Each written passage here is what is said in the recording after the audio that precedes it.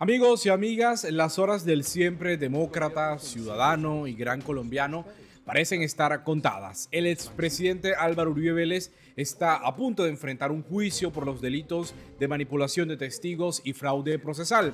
Este hecho, más que un motivo de celebración, debería ser considerado como una reivindicación para sus víctimas, especialmente en este proceso judicial. Durante las audiencias preparatorias, el también ex senador de la República continúa defendiendo su postura.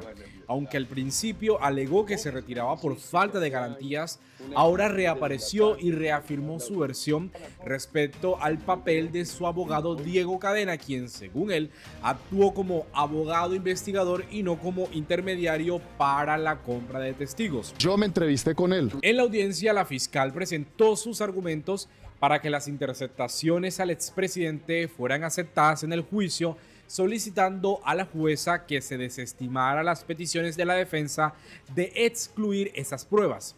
La fiscal argumentó que las interceptaciones telefónicas al acusado no pueden ser catalogadas como ilegales o ilícitas, añadiendo que, aunque la defensa alega falsedad ideológica en el informe de la Corte Suprema de Justicia, la Corte actuó conforme a la ley. La intervención de Uribe minutos antes de que la audiencia fuera aplazada es clave para esclarecer su posición respecto a las pruebas y al rol de Diego Cadenas. ¿Qué dice el expresidente? Que su principal preocupación es que, por respeto y por temor a la Corte Suprema de Justicia, no se permita cuestionar las conclusiones previas de dicho tribunal en el juicio actual. Respecto a Diego Cadena, Uribe insiste en que este no fue su enviado a buscar testigos falsos, como sostiene la Fiscalía General de la Nación, sino que Cadena actuó como investigador en la verificación de información que le llegaba sobre el testigo estrella Juan Guillermo Monsalve. Vamos a escuchar al expresidente. Yo no mandé al doctor Cadena a buscar testigos falsos, a comprarlos contra el doctor Iván Cepeda. Yo lo mandé simplemente como abogado investigador en mi defensa a verificar las informaciones que a mí me llegaban. Señora juez, una lástima lo que ha pasado con mis pruebas, porque entonces en lo que estamos hasta hoy, dependiendo de la tutela, yo no podré pedir pruebas. Y esas pruebas eran tan importantes para mí como que en todos los casos yo no actué por iniciativa propia. Yo simplemente envié al doctor Cadena a verificar unas informaciones que a mí me llegaban y eran las mismas, el mismo formato. Me visitó el doctor Cepeda, me ofreció beneficios para que lo acusáramos a usted en la cárcel de Medellín, en la cárcel de Cómbita, etc. El doctor Cadena cumplía una tarea de defensor desde el rol de investigador. Finalmente, señora juez, 2 puntos. He quedado muy preocupado al escuchar a la señora fiscal, porque era claro que a mí me habían interceptado por error. Y de ahí mi queja, de que después de que el magistrado pudo ser el auxiliar, no sé quién, lo ha dicho el doctor Granados, como se ha dicho aquí, dueño de la investigación, supo de parte de quien efectuaba la interceptación que no era la voz del doctor Milton Córdoba, sino la mía, inmediatamente se encontró que era un error y se demoraron muchísimo para corregirlo. ¿Cuál mi sorpresa? Que al oír a la señora fiscal aparece como que a mí me estuvieran investigando también en lo del cartel de la toga y que por eso justificaron entonces vincularme con Milton Córdoba y utilizar los 2 teléfonos, cuando claramente dijo el doctor Granados hoy que me habían confundido, era que me habían hecho en par con un doctor de apellido León. A mí me parece muy grave que se justifique ese error, con lo que se le escuchó esta tarde a la señora fiscal, y que entonces, como la investigación, supuestamente la interceptación era legal, pero que después se encontraron que no correspondía al caso que estaban buscando, que entonces lo que escucharon en esa ilegalidad de la interceptación, en ese error de la interceptación, había que mantenerlo como prueba y que no se excluya. Yo apoyaría lo que ha dicho el doctor Jaime Granados, respetuosamente, señora juez, para que esas interceptaciones se excluyan finalmente. Desde el inicio de este proceso, Álvaro Uribe Vélez y su defensa han insistido en la ilegalidad de las interceptaciones. Sin embargo, en una reciente decisión de la Corte Suprema de Justicia se rechazó una acción de tutela presentada por Diego Cadena en la que pedía que se declararan nulas dichas interceptaciones. En el proceso de Diego Cadena se solicitó tutelar sus derechos al debido proceso y al acceso a la administración de justicia. Pero la Corte Suprema de Justicia está diciendo que no se presentó ninguna violación de carácter fundamental, pues la incorporación de las interceptaciones no infringe la Constitución, pues a. estuvo respaldada por una acción judicial debidamente emitida por una autoridad competente, es decir, la Corte Suprema de Justicia. Y Carlitos, yo he sido humildemente exitoso en mi profesión porque yo me meto en los temas que a nadie le gusta meter. Correcto. Y me siento capaz y ahí en mi humilde conocimiento jurídico yo me meto, capoteo y pin, y por eso le llego a la gente y la gente me contrata porque, Carlitos, el abogado penalista tiene que ser pantalonudo, hermano. Sí. Al mismo tiempo con prudencia y con inteligencia, con suspicacia y oliendo para la derecha y para la izquierda, pero untándose, pues. Esa es la parte que otros no harían. Asimismo, las interceptaciones no vulneran el derecho al secreto profesional, dado que en la fecha en la que se realizaron, Diego Cadena no ejercía como abogado defensor principal del señor Álvaro Uribe Vélez. Por tanto, no se ha infringido la guarda del secreto profesional como se alega en la tutela presentada por Diego Cadena.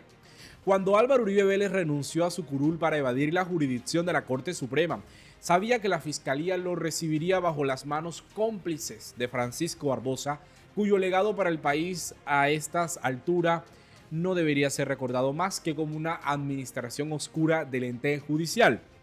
Pero ahora con la Fiscalía, con la salida de Barbosa, se están considerando las pruebas del expediente vistas por 5 jueces de la República que afirmaron que existen suficientes elementos para llevar a juicio al ciudadano Álvaro Uribe Vélez. Entonces, el ex senador sostiene que no dio órdenes a Diego Cadena para otorgar beneficios jurídicos a los testigos. Sin embargo, en las grabaciones que intentó invalidar, se escucha la frase: proceda, doctor Diego, que usted hace las cosas bien hechas. Pero, presidente, yo tengo algo en mente, pero quiero consultarlo con usted y es un tema que me faculta para poder ayudar a este señor. Es una acción de revisión ante la Corte porque el señor tiene una condena de 44 años por secuestro. Yo lo que puedo hacer es decir, no, ese es un recurso jurídico, hay que adelantarlo. Eso. El recurso jurídico está bien, por supuesto. Y la ayuda para que le protejan la familia, pedírselo a las autoridades competentes y además públicamente. Correcto. ¿Quería su autorización, presidente, para estar 100% claros? Proceda, doctor Diego, que usted hace las cosas bien hechas. Esto implica que Uribe estaba informado por Diego Cadena sobre el recurso jurídico que se iba a ofrecer al testigo Juan Guillermo Monsalve con el fin que éste se retractara y afirmara falsamente que el senador Iván Cepeda le habría indicado que mintiera en un intento por involucrar al expresidente en la conformación del bloque Metro de los paramilitares. En la Corte Suprema de Justicia, el magistrado César Augusto Reyes indicó que existe un concurso homogéneo sucesivo en el presunto delito de soborno, dado que varios testigos fueron abordados con la promesa de algún tipo de distribución con el fin de que falsearan la verdad o se abstuvieran de declarar. Yo no mandé al doctor Cadena a buscar testigos falsos, a comprarlos. Otro aspecto que el expresidente parece olvidar es que estaba al tanto de que Diego Cadena le ofreció asistencia jurídica a Carlos Enrique Vélez y otros recursos más en efectivo. Les estoy buscando por aquí para ser muy precisos con lo que hizo Diego Cadena con el testigo a Caliche, alias Caliche, un paramilitar. Miren, una interceptación demuestra que Uribe sí fue informado por Cadena de esta situación. Miren, presidente, para ponerlo al día, el señor Carlos Enrique Vélez me dijo que si podía ayudarlo con unos trámites judiciales, porque es una persona de escasos recursos. No, voy a leerlo literal. Síntesis de la comunicación. Esta es una interceptación de la Corte Suprema de Justicia, 13 de mayo de 2018. Presidente, a ponerlo al día, dice Diego Cadena. Al señor Carlos Enrique Vélez, cuando yo lo entrevisté inicialmente, él me pidió que si lo podía ayudar con unos trámites judiciales porque es gente que es pobre.